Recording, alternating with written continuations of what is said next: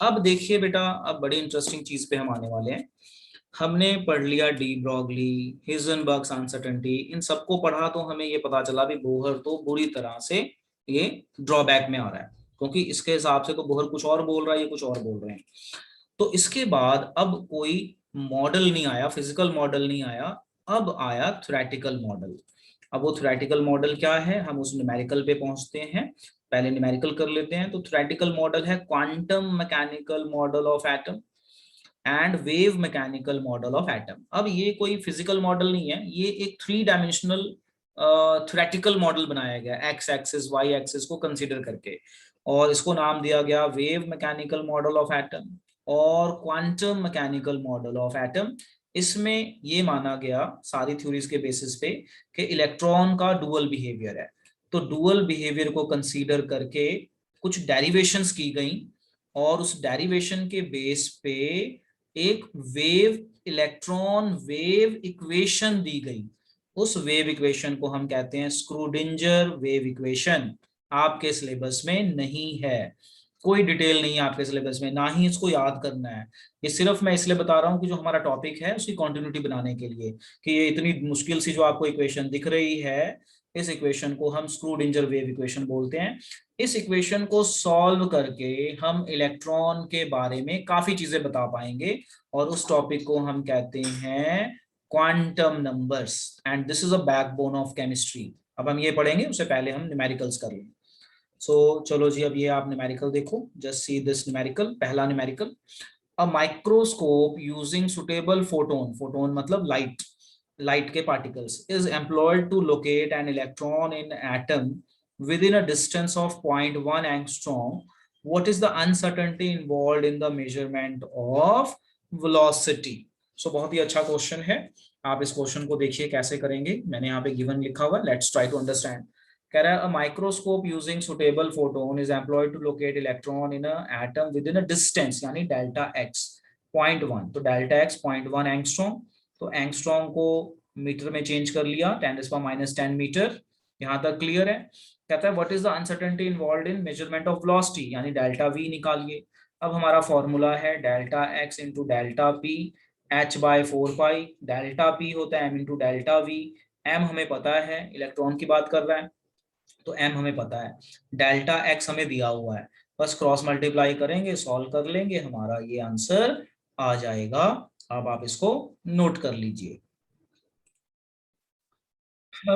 लो जी, अगला क्वेश्चन आ जाओ। अब देखो ये वाला क्वेश्चन, इस क्वेश्चन में मैं कुछ बताऊंगा नहीं, आप इसकी स्क्रीनशॉट ले लीजिए, घर पे सॉल्व करना, क्योंकि वो उसी पे ही है, काइनेटिक एनर्जी और इसके ऊपर है। जस्ट एक screenshot and same he done. Okay, तो ये जो क्वेश्चन है ना बेटा, इसको आप स्क्रीनशॉट ले लीजिए, इसको आप आराम से करना बाद में, नॉर्मल कैलकुलेशन है, इजी है। ये वाला क्वेश्चन देखो, दिस इज अगेन इंपॉर्टेंट, और इसके बाद वाला भी इंपॉर्टेंट है, यस। फिर हम आ जाएंगे मैकेनिकल मॉडल में। ये वाला क्वेश्चन हम बात करते हैं अभी, दिस इज इंपॉर्टेंट। इस वाले क्वेश्चन में क्या होता है, मैंने देखा है जब ऐसा क्वेश्चन पेपर में आता है ना, तो बच्चा ना घबरा जाता है कि है क्या, पूछ क्या लिया। तो देखो हम बात करते हैं इसकी। कहता है calculate the mass of photon. तो बच्चा ना ये भूल जाता है, जब हम पेपर में आता है ना, ये फोटोन भूल जाता है। फोटोन इज लाइट, फोटोन क्या है, लाइट पार्टिकल्स, लाइट पैकेट। तो calculate mass of photon with wavelength this. तो अब हमें क्या क्या फॉर्मूला पता है, E is equal to H nu पता है, हमें पता है lambda is equal to h/mc या mv लिख लीजिए, हमें ये सारा पता है। अब फोटोन की बात करेंगे तो लाइट है, हमें ये भी पता है F is equal to c lambda, c निकाल लीजिए, F/लैम्डा आ जाएगा। तो c is equal to f lambda. ये मैंने सारे फॉर्मूले यहाँ लिख दिए समझाने के लिए। अब देखो कहता है कैलकुलेट मास ऑफ फोटोन। तो मास तो यहाँ से निकलेगा, ई एच न्यू में तो मास है नहीं, यहाँ से निकलेगा। तो फॉर्मूला लगाया हमने, ये वाला हमारे पास जो फॉर्मूला है ये वाला, ये कौन सी इक्वेशन है हमारी, कौन सी इक्वेशन है, डी ब्रॉगली इक्वेशन। ये लगाई, यहाँ से हमने मास निकालना है, मास को एक साइड किया, जो जो हमारे पास है हमने डाल दिया, हमारा आंसर आ गया। अब ये जो सी है, सी, तो यहाँ पे फोटोन है ना, तो फोटोन में सी कितना होता है या वेलोसिटी कितनी होती है, तो 3 into velocity, photon is light, तो लाइट की वेलोसिटी कितनी होती है, 3 इंटू 10⁸ मीटर पर सेकंड। तो जब हम ये क्वेश्चन पेपर में देते हैं ना, तो बच्चे हमेशा यही कंप्लेंट करते हैं, सर वी नहीं दिया था। तो वी इसलिए नहीं दिया क्योंकि फोटोन बोल रहा है, एंड फोटोन इज लाइट, तो लाइट का कुछ देगा ही नहीं वो कभी भी।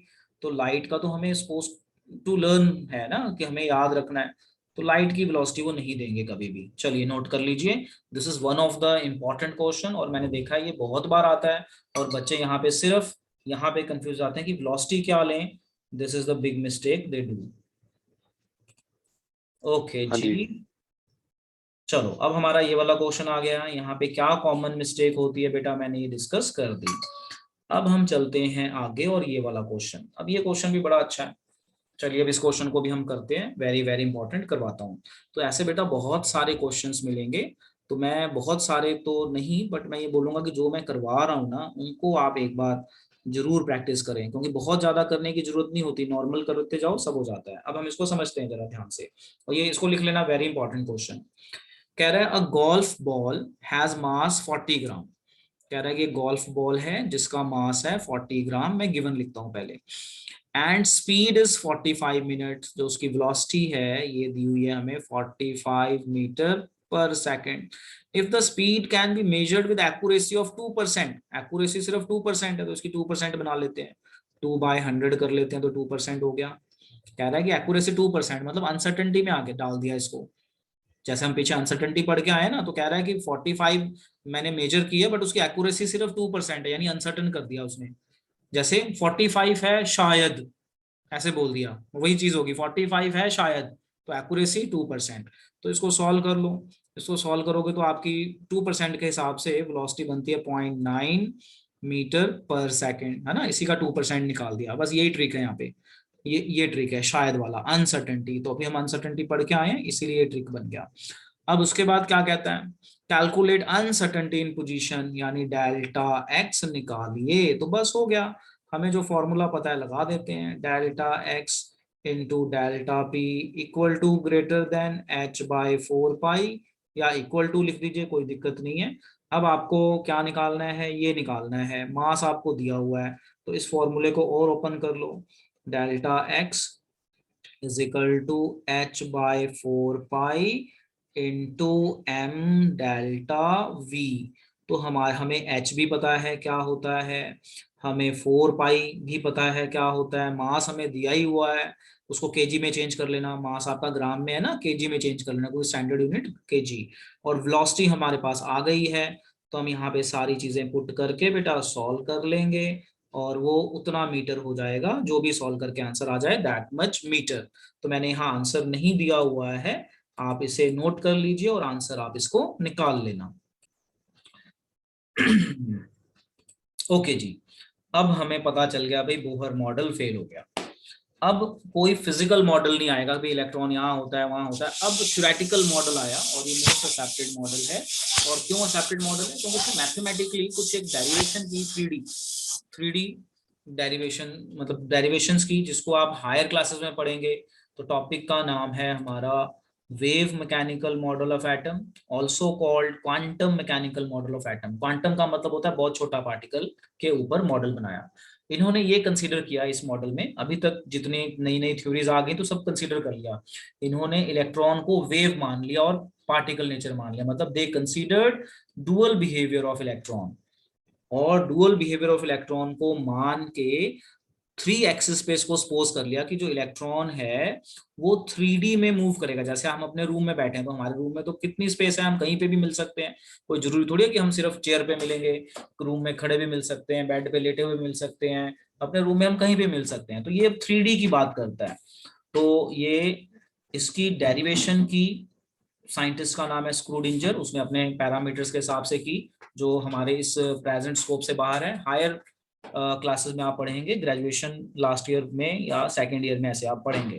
तो उसने, स्क्रूडिंजर ने एक इक्वेशन बनाई, उस इक्वेशन का नाम था स्क्रूडिंजर वेव इक्वेशन। अब आपको ये इक्वेशन देख के डर लग रहा होगा, तो आपने ये इक्वेशन याद नहीं करनी, ना ही आपके सिलेबस में है। इस इक्वेशन का शॉर्ट फॉर्म ये है, इतनी बड़ी इक्वेशन का शॉर्ट फॉर्म ये है, और आपकी बुक में ये जस्ट दिया हुआ है, और वो कहते नहीं है इसको याद करने के लिए, ये शॉर्ट फॉर्म है।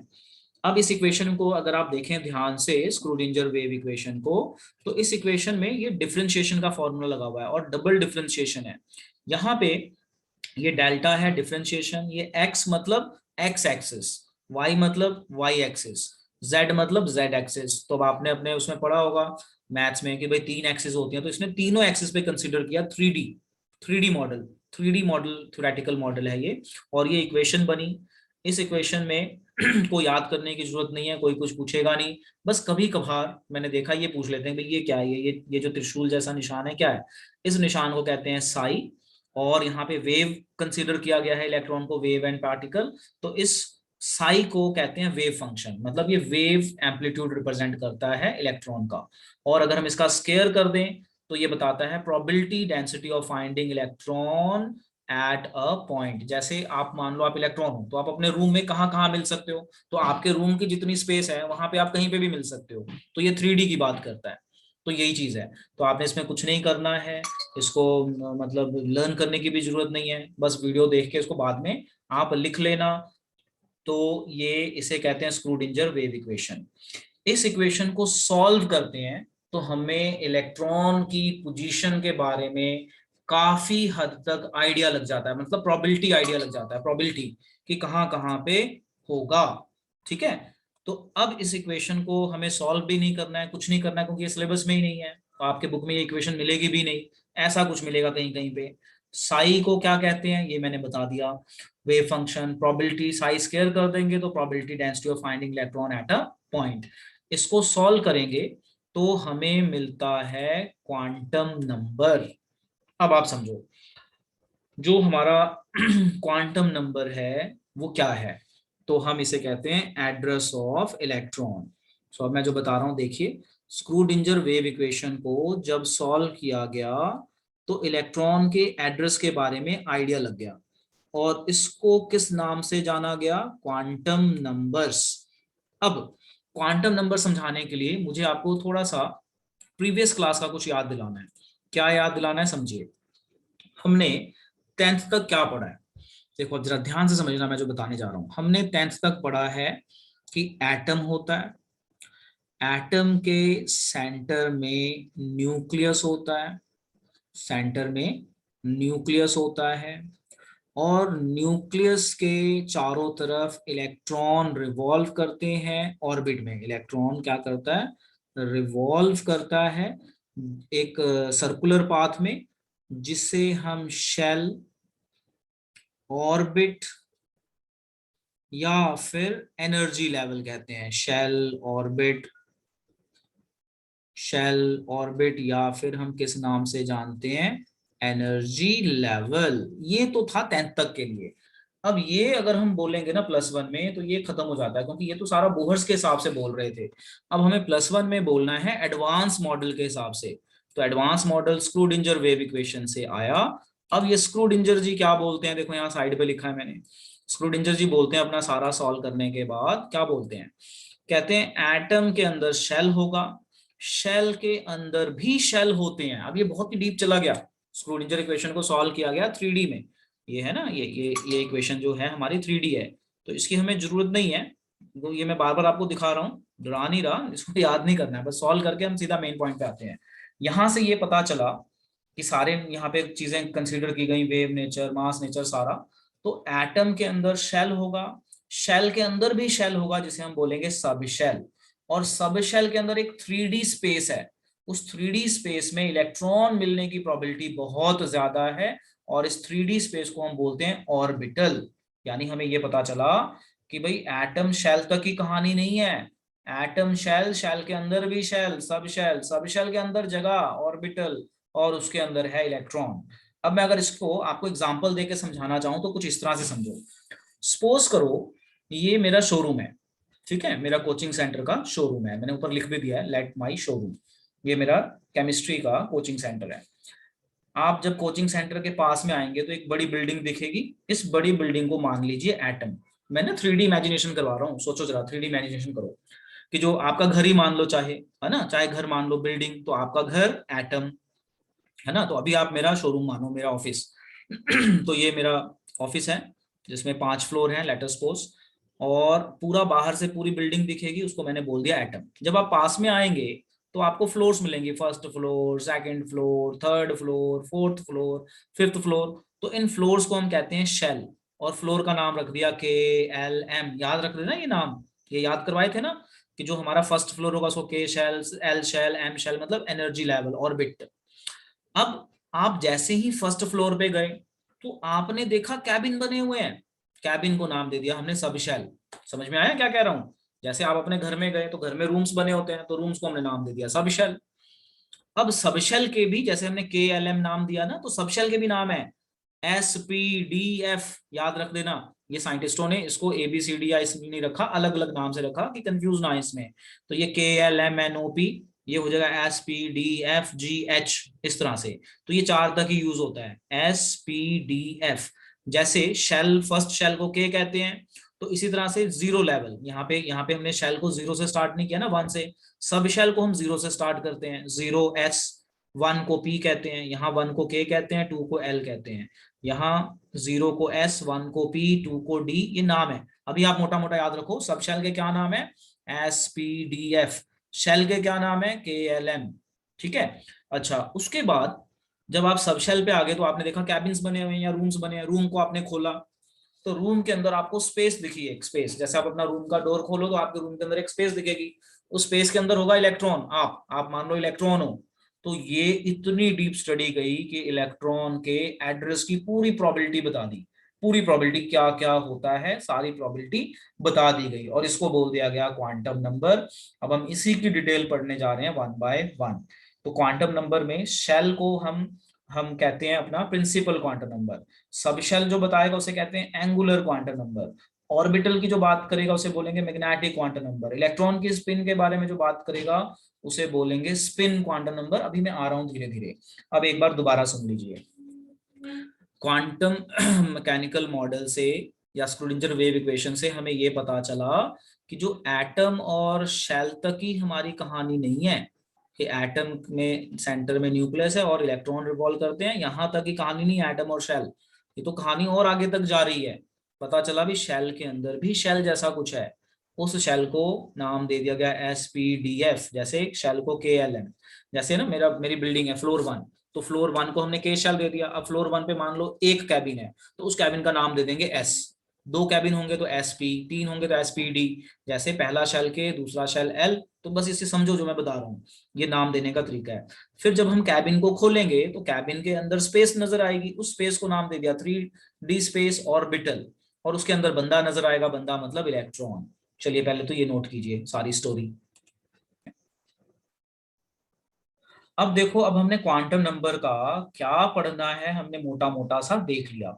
जैसे एक बार दोबारा सुन लो, शेल को हम बोलेंगे principal quantum number, subshell को हम बोलेंगे एंगुलर क्वांटम नंबर, और एक दो नाम है इसके, और ऑर्बिटल जिस कैटेगरी में आता है उसे हम बोलेंगे एजिमुथल अपना मैग्नेटिक क्वांटम नंबर, और इलेक्ट्रॉन की स्पिन के बारे में स्पिन क्वांटम नंबर। तो ये रहा अब हमारा next topic, quantum numbers. So what are quantum numbers? They are set of 4 numbers which give the address of electron or idea of the address of electron। जैसे मान लो मैंने बोला आप मेरा एड्रेस बताओ, तो मेरा एड्रेस है इंडिया, इंडिया मतलब एटम। इंडिया में कहाँ? इंडिया में पंजाब, तो वो हो गया मेरा शेल। पंजाब में कहाँ? मोहाली, सब शेल। मोहाली में कहाँ? फेस 10। तो देखो पूरा एड्रेस आ गया ना, ऐसे ही कि भाई एटम कौन सा शेल, कौन सा सब शेल, कौन सा ऑर्बिटल, तो ये सारा आ जाएगा। तो जो हमारा क्वांटम नंबर है इसकी क्या डेफिनेशन है? Set of 4 numbers which give address of electron. अब ये कौन से हैं? तो principal quantum number denoted by n, और इसकी एग्जांपल में क्या आता है? K shell, L shell, M shell. तो ये हमें ऑलरेडी पता है कि भाई जो प्रिंसिपल क्वांटम नंबर है ना वो शेल की बात करता है। तो मैं एग्जांपल दे देता हूँ, कौन सा shell? K shell, L shell, M shell, N shell, so on. तो first energy level, second energy level, third energy level, fourth energy level. इसी तरह से आता है हमारा एंगुलर क्वांटम नंबर और एजीमुथल क्वांटम नंबर और सब्सिटरी क्वांटम नंबर। जो सबसे फेमस नेम मिलेगा वो मिलेगा आपको ये वाला एंगुलर क्वांटम नंबर और एजीमुथल क्वांटम नंबर, ये भी आपको कहीं कहीं मिलेगा। और सब्सिडरी तो आपको बहुत रेयर मिलेगा और इसको डिनोट करते हैं बाय एल। तो जो हमारा एंगुलर क्वांटम नंबर है it is denoted by L. और ये किस चीज की इंफॉर्मेशन देता है, ये सब शेल के बारे में बताता है। तो यहाँ पे अगर मैं एग्जांपल दूं तो ये किस चीज की इंफॉर्मेशन देगा, ये देगा सब शेल की इंफॉर्मेशन और ऑर्बिटल के शेप की। और ये एक फॉर्मूला ओबे करता है कि subshell is always equal to 0 to n-1। तो यही चीज आपने देखी कि मैंने यहाँ पे लिखा था 0 1 2 3, यानी ये 0 से स्टार्ट होएगा। तो ये किस पे डिपेंड करता है अपना, 0 to n-1, मतलब n से एक कम दिखाना है। n-1 मतलब कि n से एक कम दिखाना है, आगे बताएंगे। और इसमें याद रखना है कि l अगर 0 है तो s सब शेल की बात हो रही है, l अगर 1 है तो p सब शेल की। जैसे यहाँ पे 1 मतलब k है, यहाँ पे 2 मतलब l है, यहाँ इसी तरह 0 का मतलब s होगा, 1 का मतलब p होगा, 2 का मतलब d होगा और 3 का मतलब f होगा। ये मैं हाईलाइट कर देता हूँ। ये अभी हम पीछे पढ़ के आए, अभी धीरे धीरे हम डिटेल में जा रहे हैं, तो अभी डिटेल तो नहीं, अभी मोटा मोटा बता रहा हूँ कि ये 4 हैं, इन 4 को भी हमने 1 by 1 पढ़ना है। फिर आता है हमारा मैग्नेटिक क्वांटम नंबर। अब जो हमारा मैग्नेटिक क्वांटम नंबर है ये हमें नंबर ऑफ ऑर्बिटल्स के बारे में बताता है। क्या बताता है, tell about number of orbitals के शेल और सब शेल में कितने ऑर्बिटल्स होंगे, तो इसकी बात करता है magnetic quantum number. Spin quantum number को हम छोड़ देते हैं, ये बाद में करेंगे, मेन ये है। और इसमें जो फॉर्मूला ओबे होता है इसका है फॉर्मूला ml या m। तो जो मैग्नेटिक क्वांटम नंबर है ये -l से लेके ये +l तक जाता है। तो जब मैं ये समझाऊंगा उस टाइम आपको समझ में आ जाएगा। तो अभी आप मोटा मोटा इसके बारे में नोट कर लो और देखो क्या समझाया मैंने। हमारा टॉपिक चल रहा है क्वांटम नंबर्स। क्वांटम नंबर की क्या डेफिनेशन है, set of 4 numbers which give the address of electron. अब ये कौन से भाई एड्रेस कैसे पता चलेगा, तो इसमें हमें ये 4 चीजें देखनी है। प्रिंसिपल क्वांटम नंबर मतलब शेल कौन सा है, फिर शेल में सब शेल कौन सा है जिसे हम कहते हैं angular quantum number. Angular quantum number is denoted by L, principal denoted by N. अगर एन 1 है तो शेल के, 2 है तो एल, इस तरह से। इसी तरह से एंगुलर क्वांटम नंबर 0 से लेके n-1 तक जाता है। और अगर L 0 आ रहा है तो S सब शेल की बात हो रही है, 1 आ रहा है तो P सब शेल की बात हो रही है, 2 आ रहा है तो D subshell, F subshell, so on. तो F से ज्यादा मिलेगा नहीं, but just you can keep in mind. फिर आता है हमारा magnetic quantum number. Magnetic quantum number हमें ऑर्बिटल्स की बात करता है, मतलब आप फर्स्ट फ्लोर पे चढ़े तो कितने कैबिन है और कैबिन में कितने रूम्स की जगह है, ये वाली चीज ऑर्बिटल। तो हम अब इसको पढ़ेंगे 1 by 1। आप इस फ्लो चार्ट को नोट कर लीजिए पहले।